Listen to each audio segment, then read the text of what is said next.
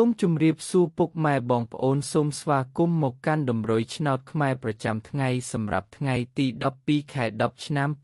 2025 Admin ក៏មានតម្រុយឆ្នោតពិសេសនិងល្អៗសម្រាប់ចែកជូនពុកម៉ែបងប្អូនផងដែរ Admin ក៏សូមចិត្តពុកម៉ែបងប្អូនសូមបងប្អូនជួយចុច like និងជាម្នាក់មួយផងដើម្បីមានភាពងាយស្រួលក្នុងការតាមដានតម្រុយឆ្នោតខ្មែររៀងរាល់ថ្ងៃចឹងកុំឲ្យខាត់ពេលពុកម៉ែបងប្អូនយូរចឹងសូមចូលមកកាន់តម្រុយឆ្នោតខ្មែរយើងវិញសម្រាប់ម៉ោង 1:00 ម៉ោង 3:45 និងម៉ោង 6 ចឹងយើងចូលមកកាន់តម្រុយឆ្នោតខ្មែរយើងវិញនៅថ្ងៃនេះវិញសម្រាប់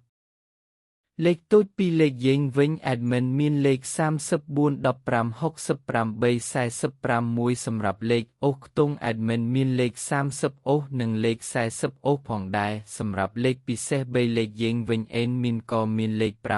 575គុណនិងលេខ981គុណ